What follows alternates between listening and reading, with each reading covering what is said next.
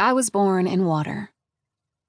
For all of my 32 years, my mom, Harriet Winthrop, had told the story over and over to anyone who'd listen. I could recite her words verbatim. I'd been told them since my memory began. A tale worth telling, she would say when I rolled my eyes as she launched into the story. There I was, my darling, only in the beginning of labor. I decided to take a long, warm bath before your daddy drove me to the hospital. Here, Mom would laugh and shake her head, pat her hair in place. The pain was so mild, I thought sure I had hours to go with you tucked warm inside me. No matter how many times my young face would cloud with doubt, Mom would continue in her sing-song voice. But I was so wrong, and you came swimming out while your father hollered for your sister, only 2 years old, to call 911, and then... She always paused here, and I held my breath, even though I knew what came next. And then, your father caught you. Everyone who knew our family had suffered through this story, which had been embellished over time. There was the other part of the tale, where Father had wanted to name me Selkie, but Mom would have none of that silliness. Her children were named after their ancestors. This story became part of my mythology, my born and bred Savannah family lore. The Winthrop family, we are very big on legends, lore, and stories. But it was my grandfather, Papa to me and my sister Alan, who told the best stories. He regaled us with fantastical tales of a land beneath the water. There lived mermaids and the kraken. There sailed the great pirates, and the lowly fishermen who found talking fish that offered wishes. There reigned gods and goddesses who ruled the waters with a vengeance, smiting all humans who dared to believe they had more power than the sea itself.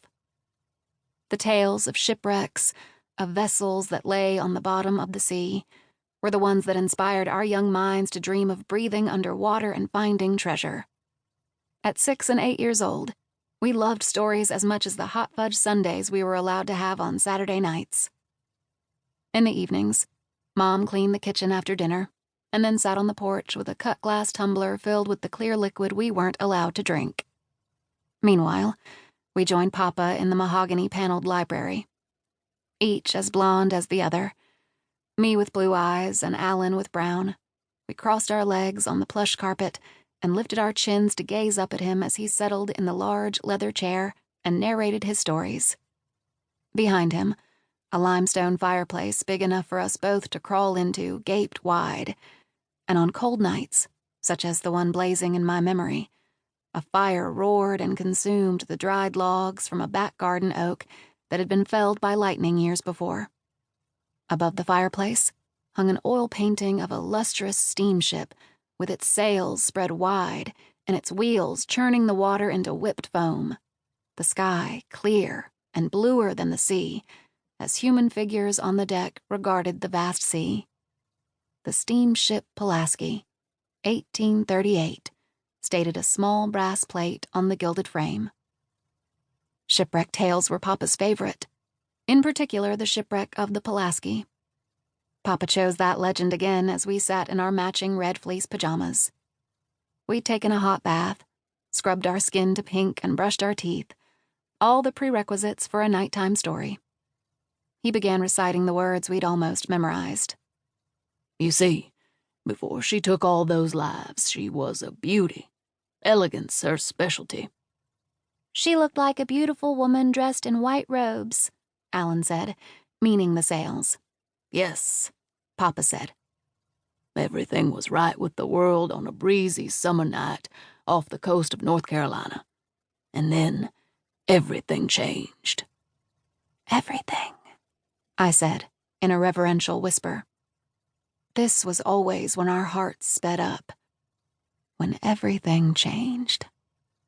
The wooden steamship Pulaski, with her double paddle wheels and twin masts, sat low in the water for her 4th voyage. She plowed through the restless waves of the Atlantic Ocean. Papa held out his arms as if they were sails. Her sleek bow pointed north. He dropped his chin and sent his gaze toward the fireplace. Her destination was Baltimore, where she'd been built. Her passengers slept soundly or walked the deck with summer's expectations ahead of them. First Mate Hibbert was in the wheelhouse overlooking the serene scene, his pride solid beneath his starched blue uniform.